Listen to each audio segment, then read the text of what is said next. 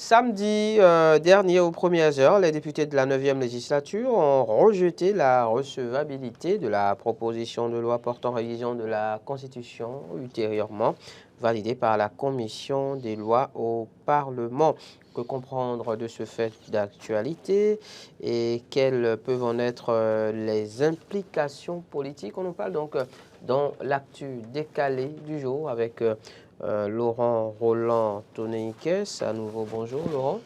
À nouveau, bonjour Ahmed Arikwa.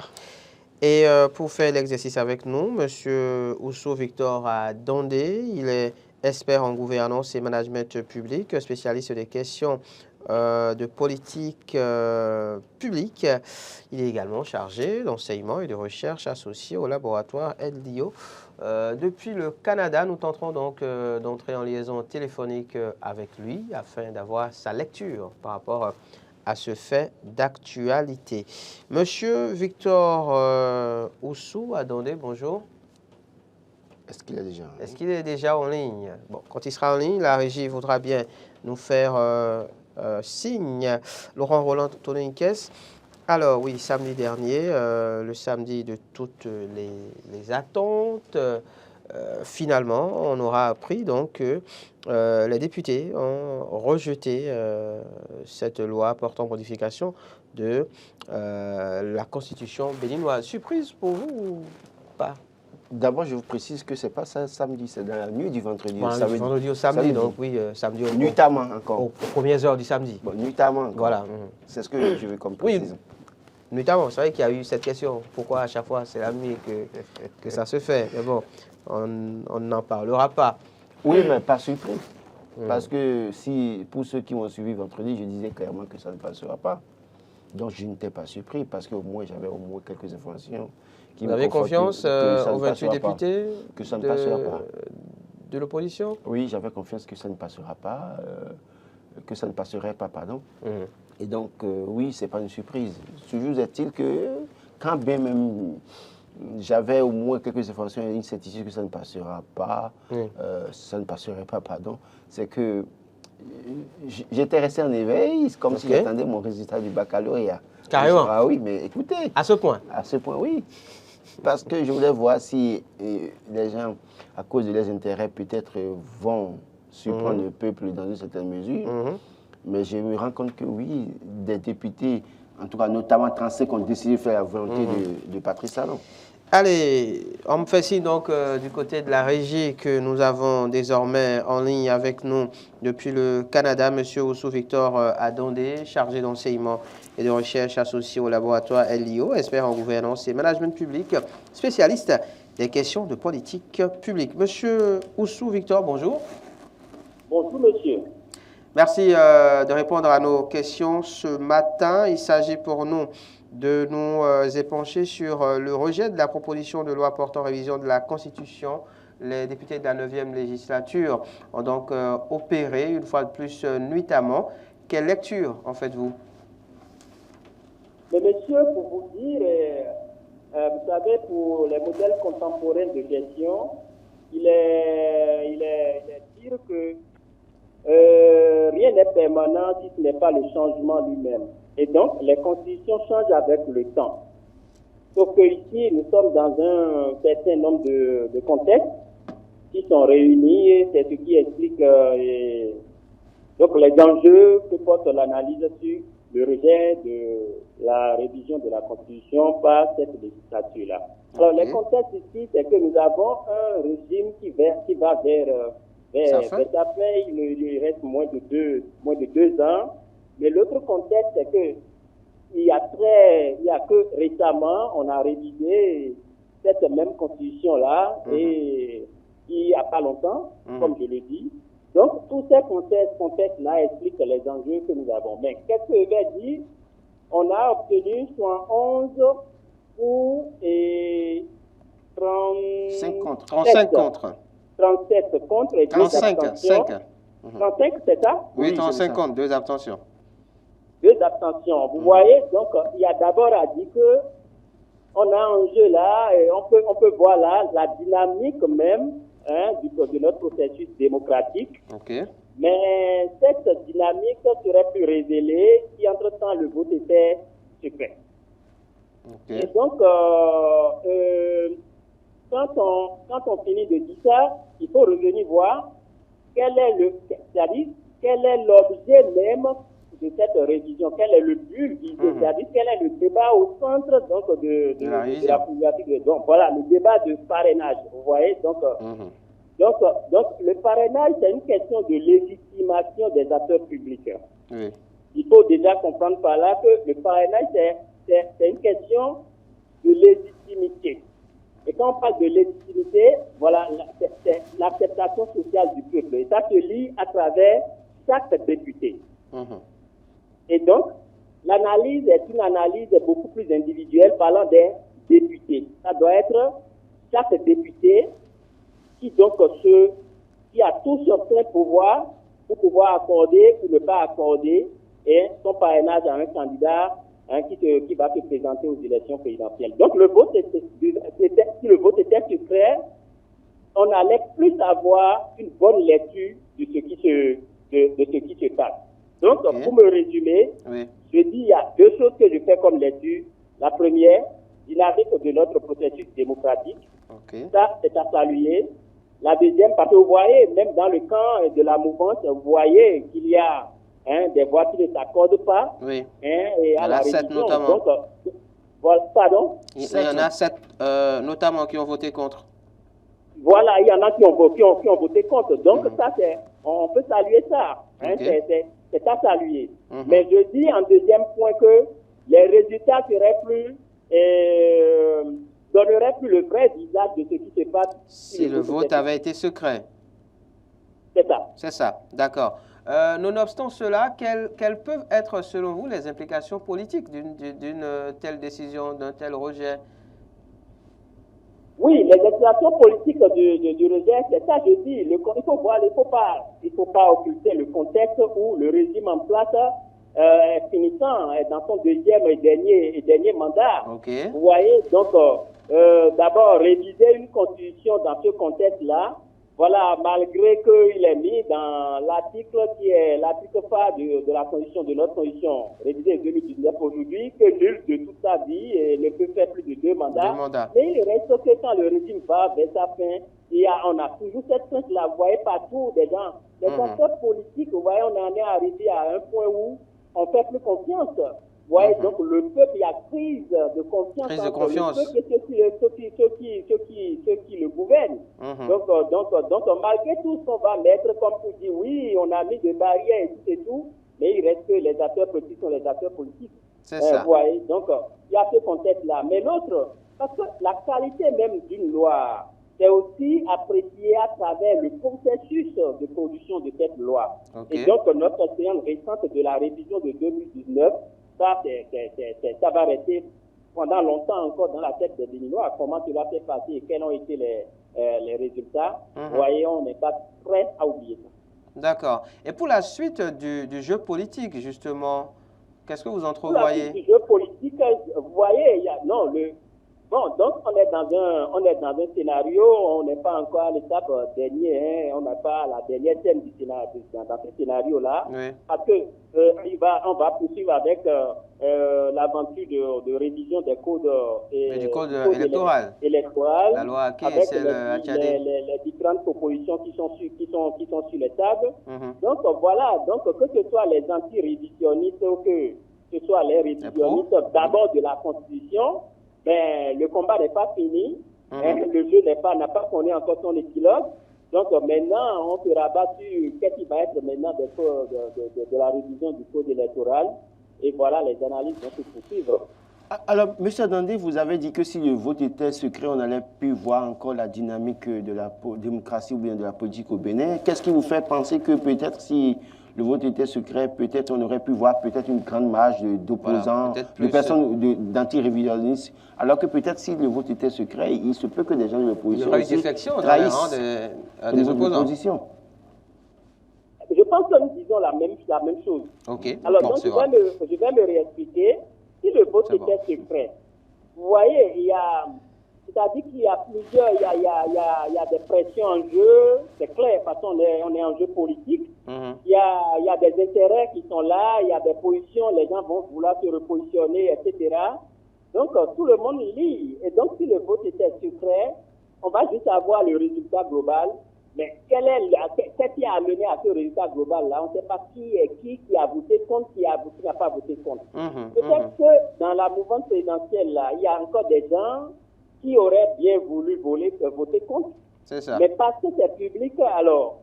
Et même quand on prend le cas de l'opposition, le camp de l'opposition, les démocrates, voilà, peut-être qu'il y a bien de gens qui auraient bien voulu voter pour. Mais parce que le vote est un vote visage ouvert, vont se méfier. Donc ça peut aller dans les deux sens.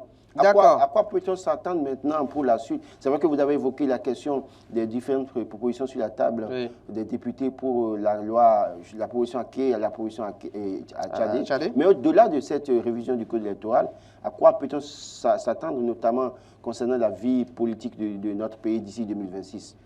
D'accord. Si vous voulez mon analyse personnelle, je vais la donner. Oui. Voilà, mon analyse personnelle, c'est quoi? C'est quel est le discours? C'est ma question. Quel est le discours? Le discours se trouve au niveau du parrainage. Et qui parraine? Alors, est-ce les députés qui sont là, ou est-ce que les députés émergents qui sont là, ou ça va être, ou est-ce que ça va être les députés émergents de 2026, ou bien est-ce que ça va être un mélange? Ça, c'est d'abord un. Et il y a une deuxième question, un deuxième discours que j'entends aussi, c'est le discours de est-ce que c'est le député qui se préserve le droit exclusif de donner son parrainage à celui qu'il veut, ou bien il va être co-signé par son parti d'origine. Par son parti politique. Ou bien c'est le parti qui prend. Bon, voilà, j'attaque pas la deuxième position. Pas la deuxième position. Moi, moi, je veux dire, c'est le député est légitime à parrainer. Le député est le seul légitime à parrainer, c'est lui qui porte. Et c'est lui qui porte la voix de ceux qui représentent, et c'est lui qui va rendre compte à ceux-là qui le représentent. Et donc, il faut comprendre qu'aujourd'hui, si les partis déjà se réservent le droit d'aller aux primaires et de faire sortir un candidat qui représente le parti, à quoi cela serait-il utile de revenir encore avec les parrainages, que ce soit le parti qui donne les prêts. Un parti peut-il refuser d'accorder du parrainage à celui que lui-même il a choisi comme aux élections primaires?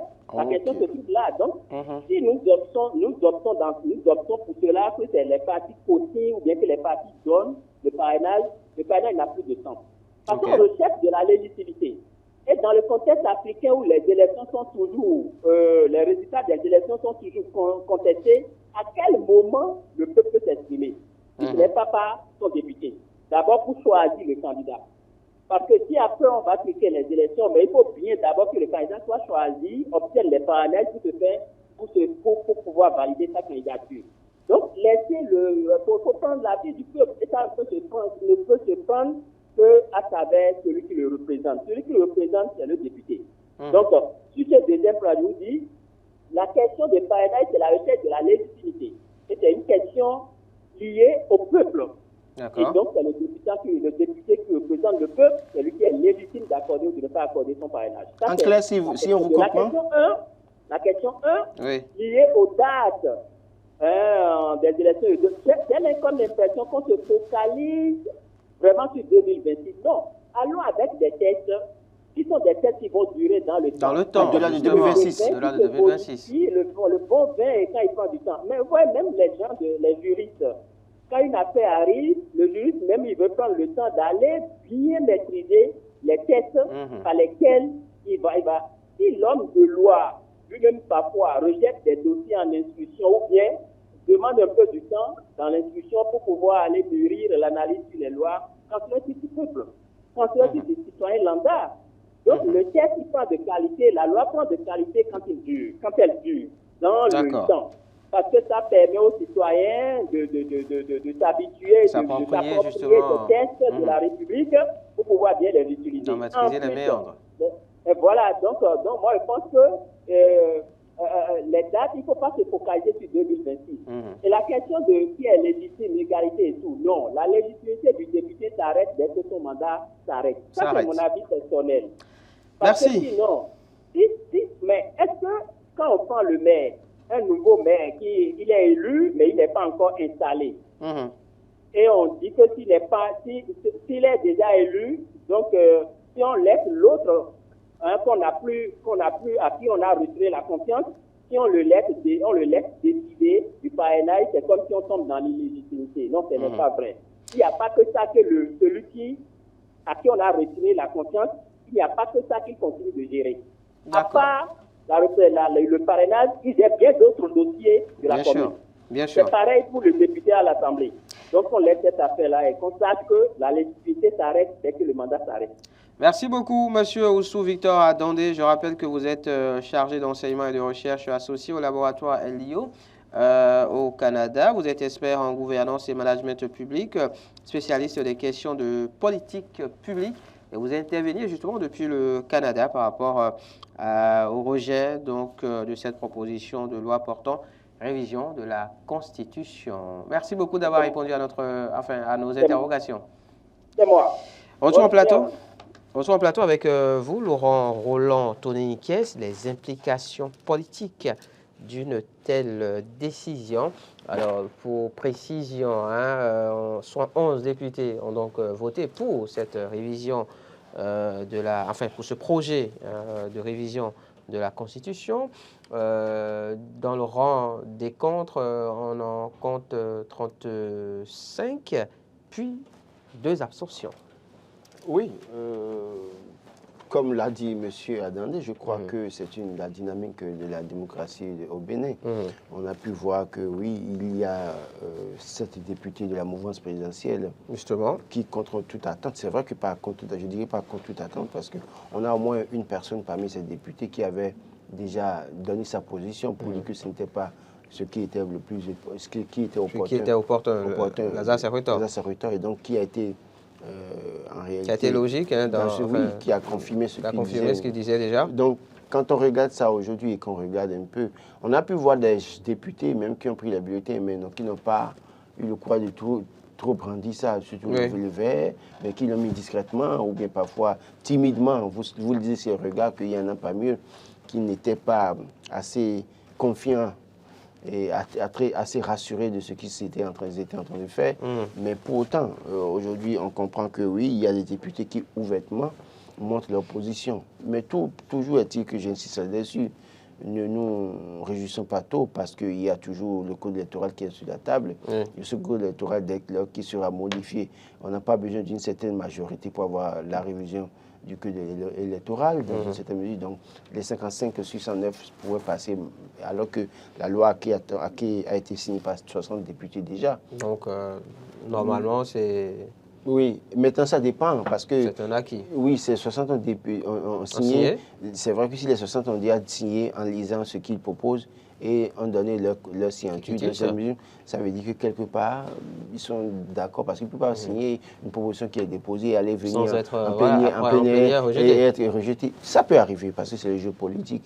Donc, à ce niveau, il y a quelque chose qui guette l'opposition également. J'ai pu voir que, moi je l'ai dit, je vous rappelais bien que il se peut que le nombre de parrainages soit augmenté dans les débats après cette position. Parce que toujours est-il qu'il y a une proposition qui est envoyée. Mais dans les débats, il se peut que des gens fassent des amendements en ajoutant un certain nombre de choses. Donc il y a peut-être dans ce qu'on dit, dans le sac de ces députés de la mouvance, peut-être des éléments qui sont en train de mettre, qu'ils ont mis au frais. Et c'est qu'ils attendent le bon moment pour sortir ça. ajouter, parce qu'ils savent que si on sort ça dans la position qui est rendue publique aujourd'hui, que beaucoup vont attaquer, si on traite de tous les noms, et puis certains seront obligés de prendre position pour se démarquer. Mais là, ils vont garder ça, et c'est au cours des discussions en plénière que certains vont dire, bon, nous pensons qu'il faut mettre ci, il faut mettre ça. Et puis finalement, les députés de l'opposition n'auront de choix que de subir, de consommer. Et donc, c'est ça qui nous guette actuellement pour la révision du code électoral. Donc, pour cette révision, je crois que ceux qui ont montré clairement leur position, j'insiste là-dessus, on ne peut pas leur vouloir, c'est des gens qui ont fait la volonté de Patrice Talon. Que les gens cessent d'en vouloir à ceux qui ont voté contre. Patrice Talon a dit clairement devant la presse et la communauté internationale l'a suivi, il n'en veut pas. Il dit qu'il n'en veut pas, mais s'il votait, qu'il allait promulguer. Maintenant, ils n'ont pas voté. Ça veut dire qu'on lui fait. On a fait sa volonté et c'est moins de tracasserie pour lui. Les réalités, en tout cas, de fin de mandat, donc déjà à la porte de la rupture, hein, pour faire une certaine lecture de la décision de ces 7 députés donc, de la mouvance de voter contre cette proposition de révision de la Constitution, Laurent Roland-Tonné-Nicaise. Alors, vous le disiez tout à l'heure, cela fait peut-être écho à ce titre de Nord-Sud quotidien. Initiative de révision de la Constitution. Après l'échec de la ruse, commence la rage. Oui. Ne pas crier trop tôt victoire, en tout cas, dans le rang donc, de l'opposition. Ce serait une erreur que de commencer par se réjouir maintenant. Le code électoral peut être, comment je te dirais, ce coup de massue sur la tête des députés et même du peuple béninois, parce que dès lors qu'on n'y mettra des dispositions pour empêcher tel ou tel, recaler tel ou tel, et augmenter le nombre de parrainages, par exemple, les cautions et tout ça. Ça posera un problème. Les co-signatures, par exemple, les co-signatures, je crois que M. Nel a dit, dès lors qu'on dit que les députés, son parrainage sera co-signé par... Par son parti politique, pour moi, ça n'a aucun sens. Si c'était aussi facile d'être député, le président du parti, l'Union pour aussi le renouveau, qui était candidat dans la 16e, aurait pu lever 3-4 sièges, avec même le ministre Omé, qui tout cela était sur la liste, mais Christian Rounangbo, tout cela sont allés cogner la tête. Si c'était aussi facile d'être député, ce n'est pas le titre qui donne le député. Il y a aussi peut-être ce contact avec la population. Donc, dans certaines mesures, première chose. Deuxième chose aussi, je crois qu'il a dit quelque chose de très capital. Quand vous demandez aux gens de parrainer, et en même temps vous dites que vous les faites primaire, autant mieux laisser les candidats, les partis faire les primaires, laisser les parrainages, aller aux élections. Directement. La loi à Tchadé, on n'en parle pas beaucoup. Aucune chance, finalement, vu non, parce que quand on lit la loi à Tchadé, ça remet complètement... C'est une refonte totale du code électoral. Et ceux qui sont là ne voudront jamais ça. Et c'est pour ça que, malheureusement, dans les deux propositions, normalement, les députés auraient pu piocher des éléments dans la loi à Tchadé ajouté. Mais malheureusement, on a vu les menaces à renvoi et blas. Donc, ce n'est pas évident que ça passe. Un échec pour la mouvance, ce rejet, une victoire pour l'opposition, qu'est-ce que vous diriez? Non, moi je ne dirais pas échec pour la mouvance. Patrice Talon est le chef de la mouvance. Oui. Il ne voulait pas. C'est une victoire pour Patrice Talon. D'accord. Si on voit les choses sous cet angle de vue. Un échec pour Hassan Seibou? Oui, parce qu'il a foncé tête baissée. Même s'il passe de victoire? Non, en fait... Même si après, il parle de victoire, estimant qu'au moins 11 députés ont soutenu sa proposition. Lui n'accepte s'avouer vaincu. Le problème, c'est que Hassan Seibou, le chef a dit « je ne veux pas ». Il a foncé. Il n'a pas voulu faire la volonté du texte. Normalement, il doit être sanctionné. Parce que le chef a dit « je ne veux pas ». Et donc, ceux qui ont voté contre doivent être célébrés par Patrice Talon. Parce que ceux-là le respectent. En réalité. Merci à vous. C'est moi. Laurent Roland-Tonné-Nicaise, on n'en dira pas plus, on n'en fera pas plus. C'était l'actu décalé du jour. C'était Matin de ce jour. Merci à tous de nous avoir suivis. En nous demain pour un numéro encore plus plaisant. Plaisir au ciel.